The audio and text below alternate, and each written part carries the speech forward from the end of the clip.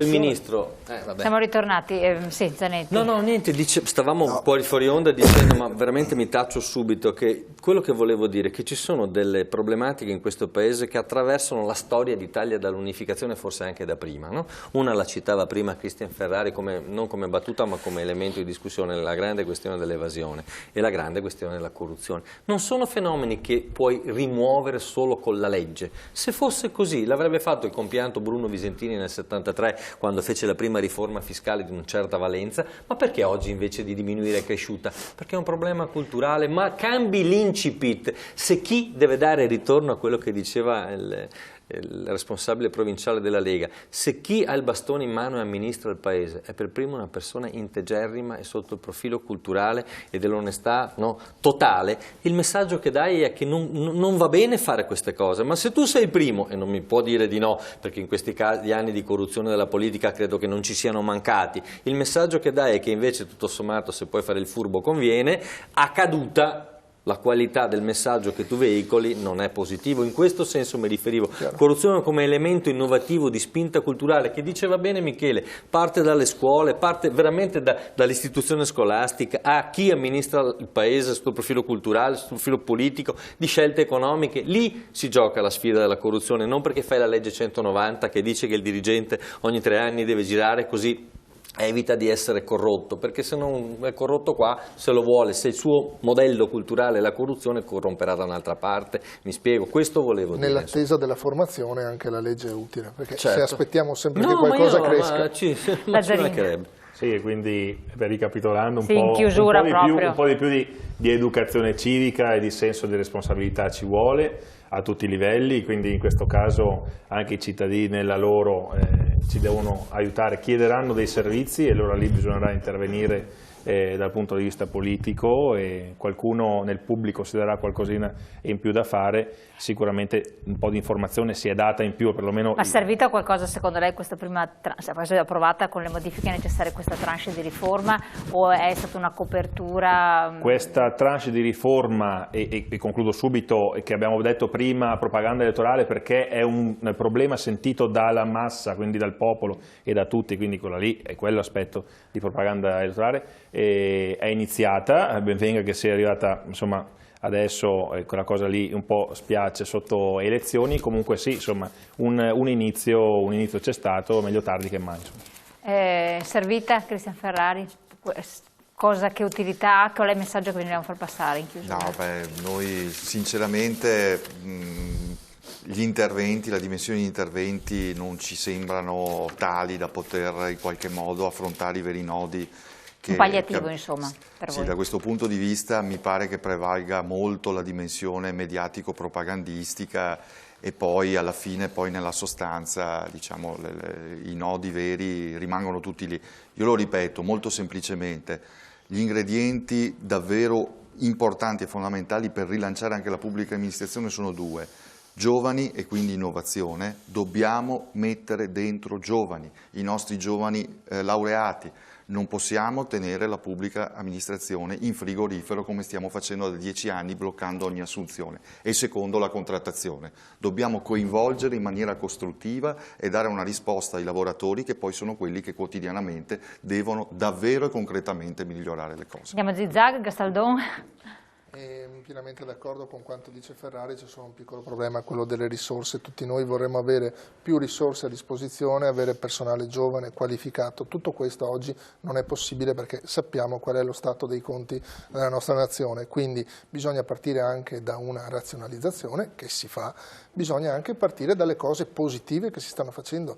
Chiusura delle società partecipate, riduzione della pubblica amministrazione locale, riducendo i comuni, le province, e quindi ben venga anche la riforma costituzionale. A ottobre saremo chiamati a votarla.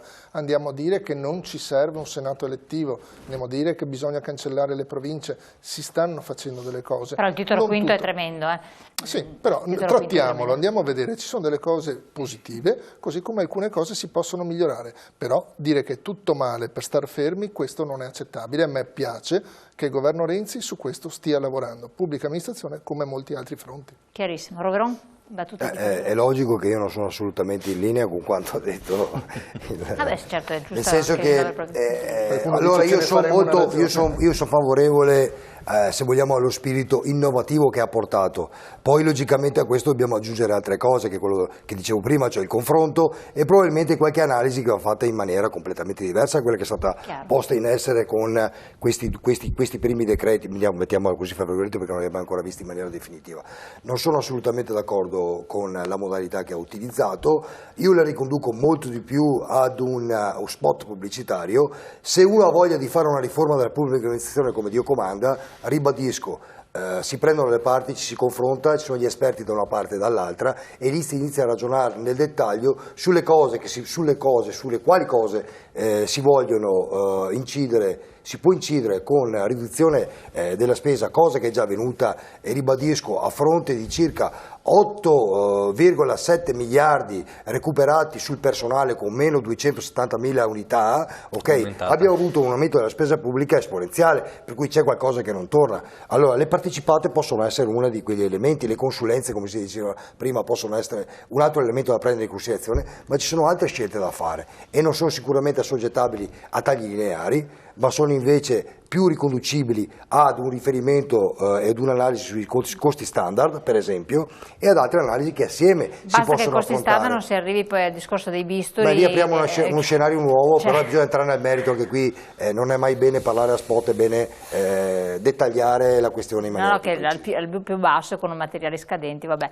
Zanetti. No, io condivido quanto hanno detto i colleghi di CGIL e CISL, penso che sedersi attorno a un tavolo dandosi dei tempi certissimi, quindi non per tirare il brodo, per confrontarsi con il governo e provare a rimuovere i grandi ostacoli che determinano l'assenza in molti casi di una pubblica amministrazione efficace e efficiente per le imprese e per i cittadini è doveroso. Quando non lo si fa e la motivazione è siamo stati fermi troppo tempo, è meglio correre che star fermi, io dico che va bene come battuta, purché si sappia dove si va. Se non si sa di dove si va e i danni che si possono produrre, stare fermi un attimo non fa poi così male. Ma non per non fare, ma per fare le cose giuste, perché tra fare tante cose, farle in fretta e farle male, preferisco farne poche ma che abbiano una valenza e una caratura sotto il profilo del vero innovazione e rinnovamento, e non si fa senza i lavoratori. Non c'è nessuna impresa, lasciamo perdere il mondo pubblico, con un sano imprenditore che investe nel suo prodotto se non ha con lui le maestranze rispetto all'obietto che si è dato. È una contraddizione interna. E qui dal nostro punto di vista io credo che lui non abbia nessun rispetto delle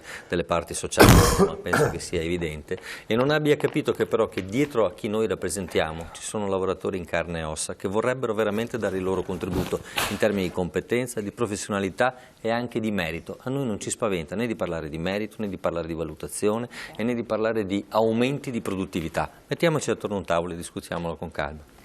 Che cosa ne deduci in conclusione, Luigi, come avendo seguito? Sai, io essendo sia ormai da 30 anni che sono nella scuola, sono insegnante della scuola e vedo che nella scuola ci sono risorse straordinarie. Vero. Io vedo delle professionalità che veramente all'esterno, se riuscissero a avere... Anche se il settore è più esposto a sanzioni, quello dell'istruzione, tra l'altro. Però non ho visto mai nessuno licenziato neanche nella scuola, voglio dire, quindi ho visto neanche anche sanzioni, ne ho viste poche in 30 anni, cioè non ho visto mai un dirigente scolastico che abbia mai sanzionato, non me lo ricordo un caso. Io non ho cambiato tante scuole, ma 30 anni sono tanti, cioè non ho visto mai un esempio di sanzione verso un insegnante. Forse neanche, forse poco anche rivolto verso il personale non docente della scuola, ma comunque questo magari sarà la mia esperienza. Quello che dico è che ci sono risorse straordinarie. Io alcune persone del pubblico impiego le ho portate in azienda da me, perché oltre ad essere insegnante mando al lavoro 9.000 persone e quindi di persone, insomma, ne vediamo, ci sono persone straordinarie. Quindi generalizzare, perché fa più rumore una quercia che cade di una foresta che cresce. Ma andava preso questo provvedimento da imprenditore? Da imprenditore del privato, lascia stare al ruolo pubblico. Io mi chiedo se mai una norma, un papiro di legge abbia mai prevenuto un crimine. Non mi risulta, abbiamo codici civili, codici penali che poi alla fine non vanno mai a prevenire un crimine. Quindi agire di nuovo sul discorso della formazione, sulla cultura. Due ambiti a mio avviso, il discorso culturale che è più volte emerso, però che lì io ho tolto il sorriso perché mi sono fatto fare lavoretta a casa da uno che lavora, da un artigiano che lavora sempre, anche la domenica. Mese di settembre, numero di fatturazione 11. Cioè, 11, voglio dire, no, però si lamenta che paga troppe tasse, si lamenta e inveisce contro i politici che sono dei ladri, no? Oppure, oppure la figlia di forti esperienze pratiche, concrete di vita quotidiana, un'amica di mia figlia che la mamma insegnante non fa il biglietto nell'autobus perché sono quindi cosa voglio dire? Che questo sistema culturale, quando abbiamo la possibilità, purtroppo tendiamo, quindi bisogna lavorare sulla cultura.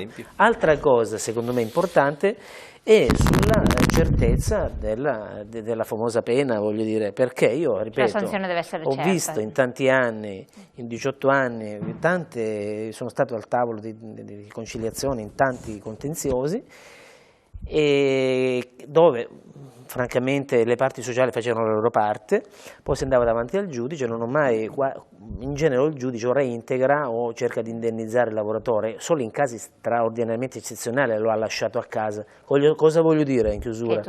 Voglio dire che fatta la norma poi bisogna che ci sia una certezza, altrimenti potrebbe, io non credo che sia una propaganda elettorale, francamente, perché di questo problema se ne stava parlando qualche mese, anzi qualche anno, può sembrare agli occhi della gente tale, ecco, quindi per me il discorso della certezza delle sanzioni diventa determinante. Per tutti, questo in tutti gli ambiti, non solo la pubblica amministrazione. Grazie a voi di aver partecipato, di averci supportato, grazie ai nostri telespettatori che ci seguono, quindi fate anche una riflessione nella vostra vita quotidiana, l'onestà forse diventa il principio cardine in qualsiasi ambito, e una volta che tutti quanti noi siamo onesti, dalla persona che svolge un impiego pratico manuale fino a chi riveste ruoli istituzionali di alta politica, forse le cose possono cambiare e poi trasmettiamo, siamo anche veicoli di onestà e correttezza, questo può servire, quindi riflettiamo il nostro quotidiano e poi andiamo a fare anche considerazioni e giudizi su terzi. Grazie ancora, buon proseguimento, buona serata, grazie anche a Luigi Sposato per aver partecipato qui con noi e ai nostri ospiti, arrivederci.